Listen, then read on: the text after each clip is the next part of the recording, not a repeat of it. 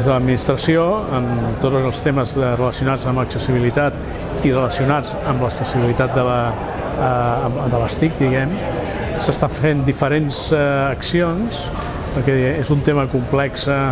perquè quan parlem de tecnologia parlem de moltes tecnologies, quan parlem d'accessibilitat també parlem de molts condicionants i de diferents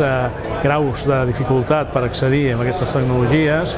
i s'han de fer accions en diferents camps, des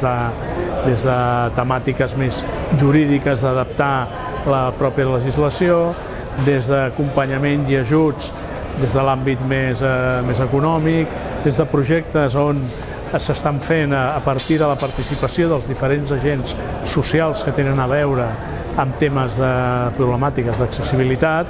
S'ha esmentat projectes relacionats amb la innovació oberta, per exemple, projectes com poden ser el projecte de la xarxa CatLabs i del programa CatLabs, que intenta i impulsa la resolució de reptes que té la pròpia societat a partir de la participació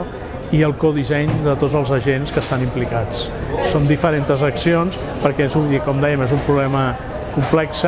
i ha de tenir també solucions que no són fàcils i s'han d'atacar des de diferents vessants.